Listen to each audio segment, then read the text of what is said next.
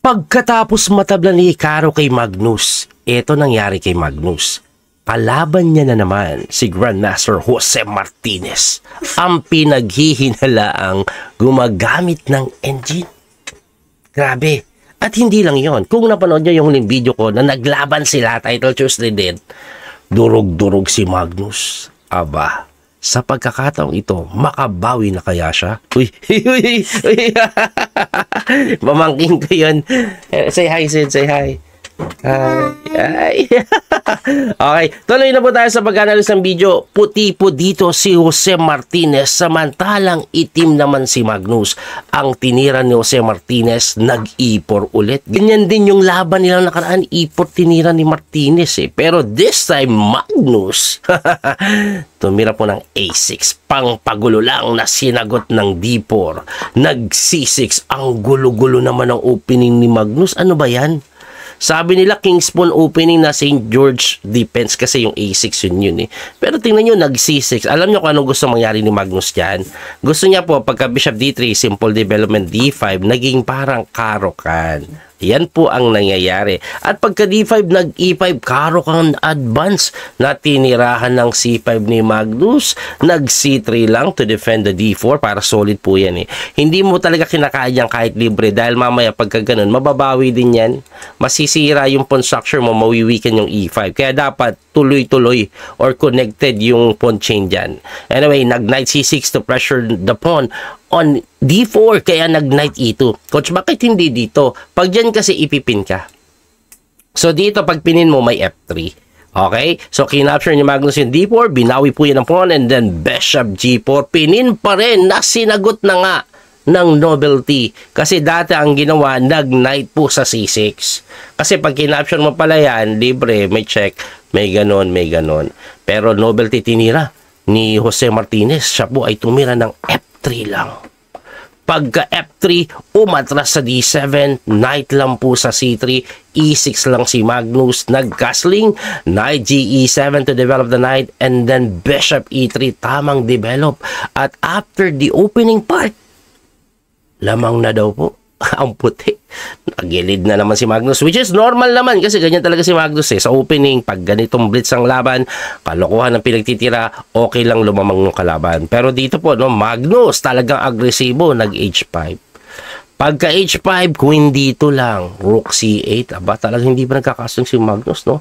Nag-rook AC1, tamang develop lang po. Ito pong si Martinez na sinagot ng queen B6. Ayan, may pressure po sa D4, may pressure din po yan dito. Na, sinagot ng Bishop EF2 lang. Umatras lang. Bakit? Eh, gaganon mamaya eh, para hindi matempuhan. Pag atras, nag-G6. Pagka G6, nag-rook CD1. Hala, ano yun? Nasa open file ginalaw kasi may paparating. Ayun, makukumit eh.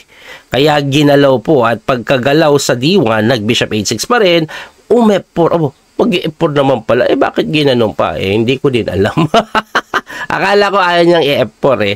Anyway, pagka F4, nag-Bishop F8. After Bishop F8, bumalik kasi wala nang ginagawa doon. Siguro dito na po siya lilipat. Ang tinira, King H1 lang. Pining mo man lang si Magnus. Kulit ang pamangking ko. Na sinagot ng H4.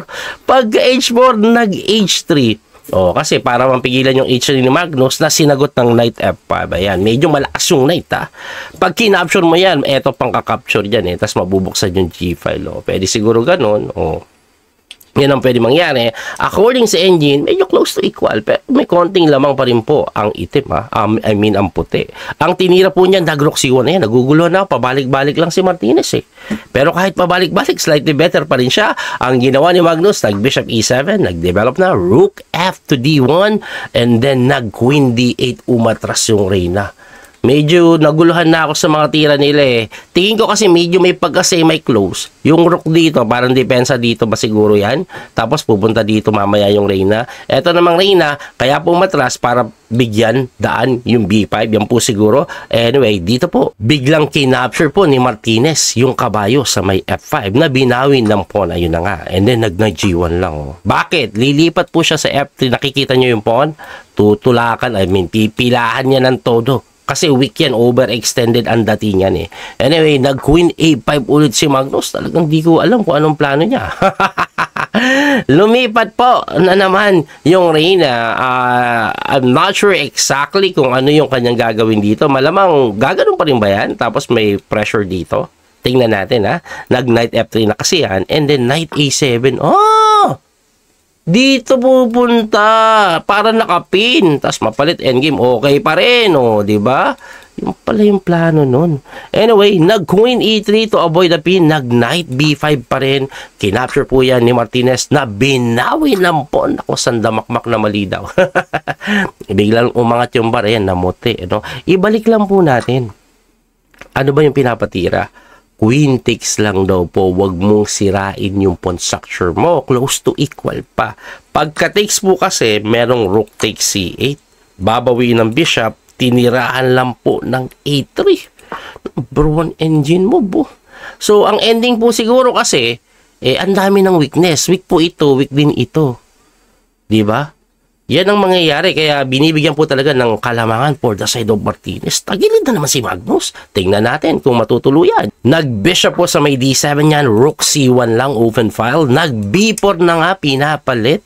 Okay, tinirahan naman ng Queen E1. Pinin yung Reyna. Maganda din tira yun ha.